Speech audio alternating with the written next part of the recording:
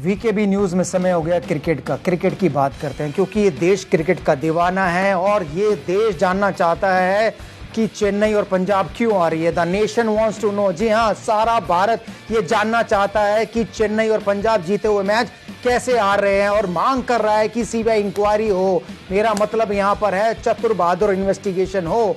इस खबर के बारे में और जानकारी लेते हैं और मैं आपको सीधे लेके चलता हूँ वीरू की बैठक में। Over to you Veeru.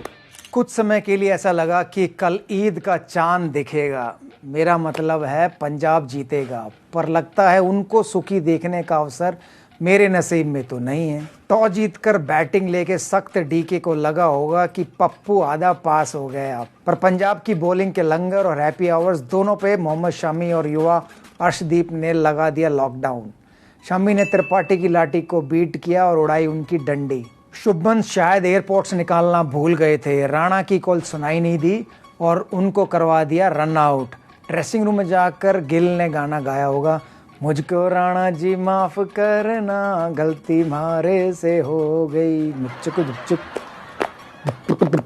आ गए डीके जैसे कोई टॉनिक पी के। उनकी ताबड़तोड़ इनिंग्स की वजह से कोलकाता पहुंच गया 164 पे, पर कड़क लौंडा राहुल कल शायद जीतने को ही आया था जैसे वो बैटिंग कर रहा था। मुझे तो ऐसा ही लगा भाई। एक बहुत बढ़िया पार्टनरशिप हुई, पर उसके बाद मयंक अग्रवाल वापस लौट गए और लौट आया पंजाब के हारने का दृढ़ निश्चय। डीके ने वापस जादुई स्ट्रेटेजी अपनाई। नारायण और प्रसिद्ध कृष्णा को डेथ में यूज किया। पंजाब के रन आना बंद हो गए, फिर राहुल गए और फिर मैच भी गया और गई भैंस पानी में। अब बात करते हैं नेशनल इशू की। चीकू सेना और गब्बर एमएस की फौज भिड़ी दुबई में।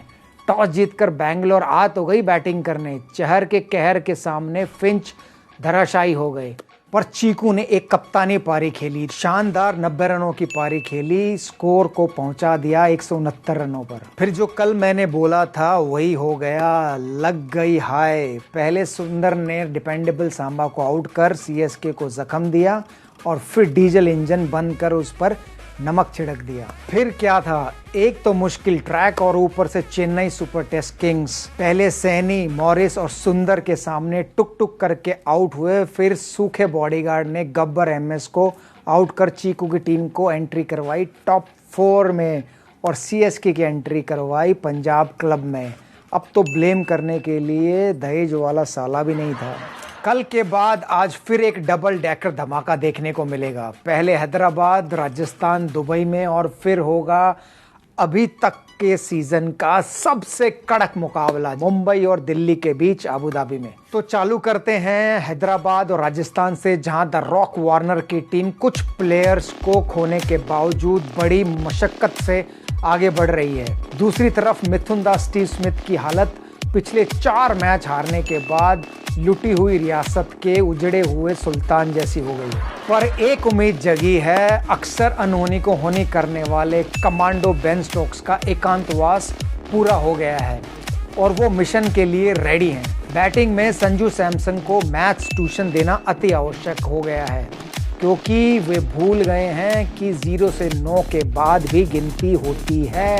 बॉलिंग की बात करें तो फास्ट बॉलिंग में आर्चर के अलावा सब ठन ठन गोपाल है। वाह वाह वाह वाह। और स्पिन में बस तेवतिया और श्रेष्ठ गोपाल है। गोपाल गोपाल। पर उम्मीद है यहाँ भी कमांडो बेन स्टोक्स गोले बरसाएंगे और उजड़े हुए रजवाड़े में थोड़ी खुशहाली जरूर लाएंगे। हैदराबाद भले ही पंजाब को रौंद कर आई हो, वहां पर भी अगर रॉक अंडरटेकर का पावर और बनिए का गणित नहीं चला तो बैटिंग में नीचे सब डामाडोल है। हैदराबाद को जीतना है तो बॉलिंग में बाल बहादुर राशिद को वापस जन्म गुट्टी लेके आना पड़ेगा। अब बात करते हैं महामुकाबले की। जैसे आमतौर पे दिल्ली मुंबई में तू मैं चलती है, वैसे ही आईपीएल के फील्ड पर भी रिकॉर्ड बराबरी का है। 12 बार दिल्ली, 12 बार मुंबई। सुरेश अय्यर जो दिल्ली के कप्तान हैं, वैसे डोमेस्टिक क्रिकेट में वड़ा पाव रोहित के साथ मुंबई के लिए खेलते हैं, तो दोनों को एक दूसरे के बारे में धोट लंगोट से लेकर सब कुछ पता है। पर असली कॉन्टेस्ट होगा दोनों टीम के तेज गेंदबाजों के बीच। एक तरफ बूम बूम बुमराह, बोल्ट और सब बैट्समैन को रगड़ा पैटिस खिलाने वाले पैटिंसन हैं, तो दूसरी तरफ है नोकिया और रोड रोलर रबाड़ा, जिनके बैटिंग टीम में 20% स्टेक फिक्स है, मतलब मिनिमम 2 विकेट निकाल के जाते हैं और एक बॉलर काफी इंपैक्ट कर सकते हैं रिजल्ट को, अक्षर पटेल। उनका इकोनॉमी रेट इस साल के सबके इंक्रीमेंट से भी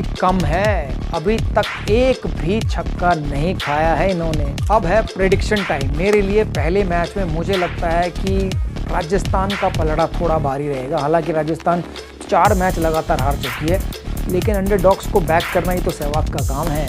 और दूसरे मैच में दिल्ली और मुंबई, यहाँ कोई मैं कुछ बोलूँगा ही नहीं, क्योंकि दिल दिल्ली के साथ है, पैदा पला बड़ा दिल्ली में हुआ हूँ, तो दिल्ली ही जीतेगी। बाप रे, इतनी क्रिकेट की बात तो मैंने अपने पूरे कैरियर में भी नहीं की। फ्रेश होना पड़ेगा भाई। तो लेते हैं अब आपके सवाल।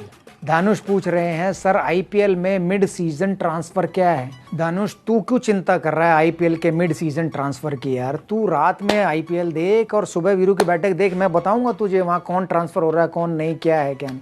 तू अपना दिमाग और टाइम दोनों खराब मत कर, एंजॉय कर। मैं हूँ दिमाग और टाइम खराब करने के लिए। वॉटसन पूछ रहे हैं, राजस्थान को क्या करना पड़ेगा जीतने के लिए? अरे वाह भाई, वॉटसन भी हमारी वीरू की बैठक देख रहे हैं और सवाल पूछ रहे हैं राजस्थान के लिए। भाई चेन्नई को तो बचा लो। पर वैसे बताऊं वॉटसन भाई, जब तुम खेलते थे राजस्थान के लिए तो वो जीतती थी, अब तुम छोड़ के चले गए तो उसने जीतना भी बंद कर दिया। तो तुम वापस चले जाओगे तो शायद वो जीतना दोबारा शुरू कर दे, पर तुम राजस्थान की नहीं, चेन्नई की चिंता करो। चलो, आज राजस्थान जीते या ना जीते, कल मैं उनका हाल सुनाने ज़रूर आऊँगा। तब तक याद रखो, लो क्रिकेट का मजा करो, कोरोना को दफा। वीरू की बैठक जमेगी हर सुबह हर सुबह। वीरू की बैठक।